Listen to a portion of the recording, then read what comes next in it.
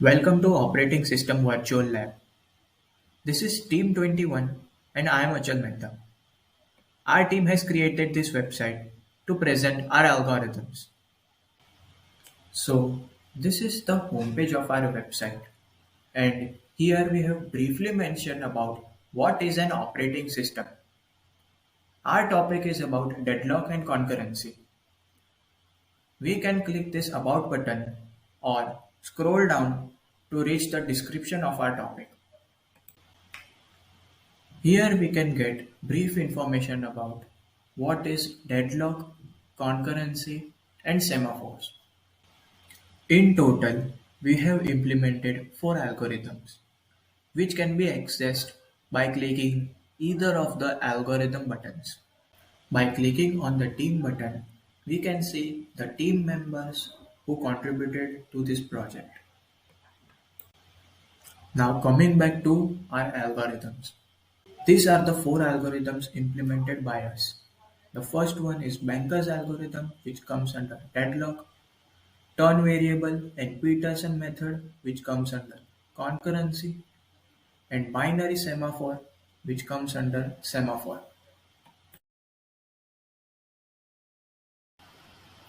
Banker's algorithm. Banker's algorithm is a deadlock avoidance algorithm. In this algorithm, we have to provide information beforehand to the operating system about the upcoming processes, their request of resources, their count, and their delay so the operating system can decide the flow of processes, hence helping to avoid deadlock. By clicking on this Read More button, we can get more information about Banker's algorithm like characteristics, advantages, and disadvantages. Now let us run this algorithm by clicking the demo button. Here is the algorithm page. There's input and output.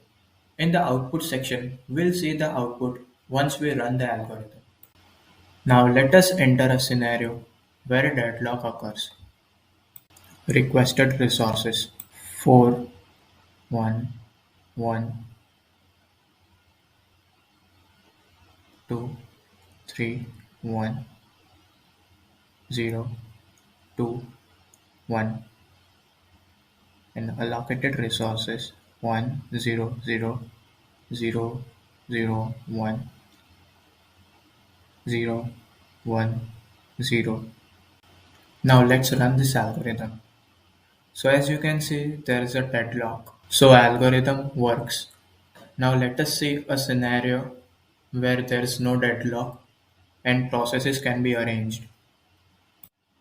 Number of processes be 5 and number of available resources 3, 3, 2 and requested resources 7, 5, 3,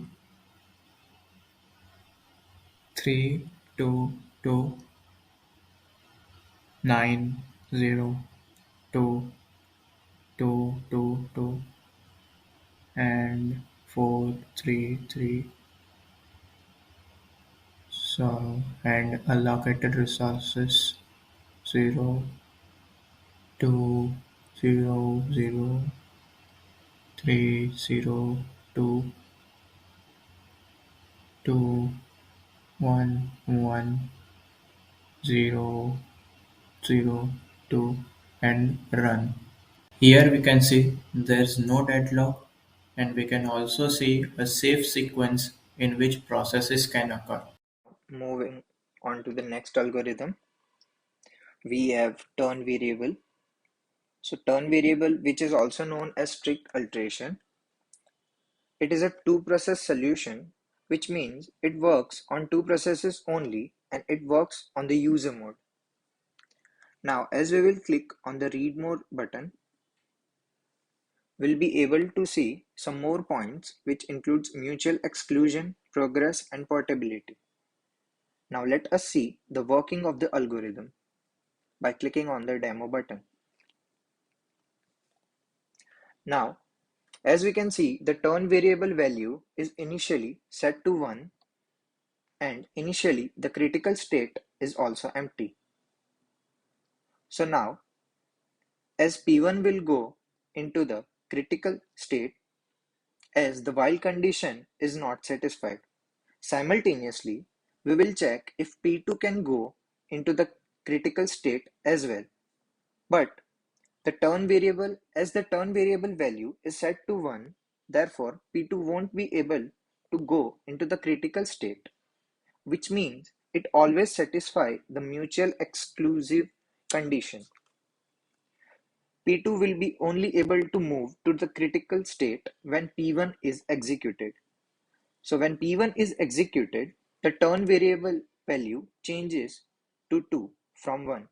Keeping in mind the initial value of the turn variable is 1. Now, if we try to execute the P2 process, so it will be able to move into the critical state and it will be able to execute it. Now, if we try to execute the P2 process first, then the process won't be executed as the P1 process is not yet executed.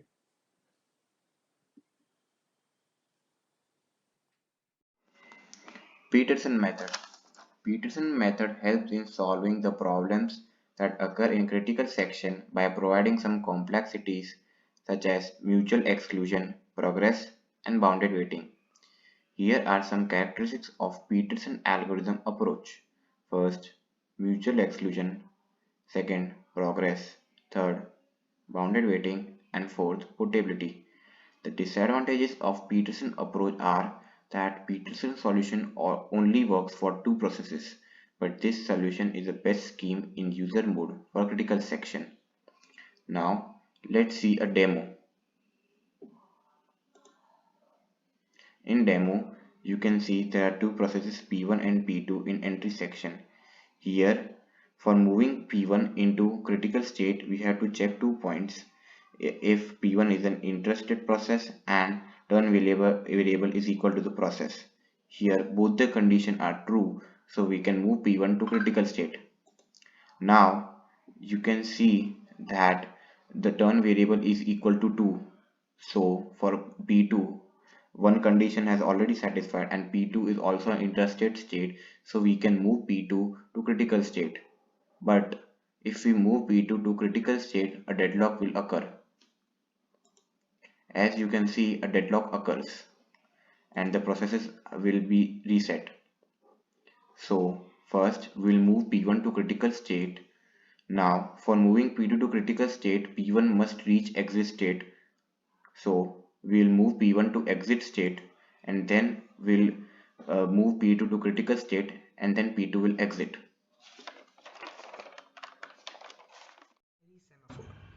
A semaphore is an integer variable that is useful for solving a variety of synchronization problems. On the basis of a range of counter, a semaphore can be distinguished into two parts: counting semaphore and binary semaphore. Here we will discuss binary semaphore. A binary semaphore is a semaphore whose integer value range over 0 and 1. The idea behind using a binary semaphore is that it allows only one process at a time to enter the critical section, thus allowing it to access the shared resource. It guarantees mutual exclusion since no two processes can be in the critical section at any point in time. Here is some more information about binary semaphore. Let's try this out. Let us take two processes. Now let's try to put process 1 in the critical state and try to execute process 2. Firstly, the process 2 will go to the ready state. Now, as you can see that the semaphore state is 0. Due to this, process 2 will be blocked and will not be allowed to enter the critical state, creating a deadlock. So we will have to completely execute process 1 for process 2 to be in critical state. Now process 2 can also be executed. This is why binary semaphore guarantees mutual exclusion. We can also take more than two processes, like this.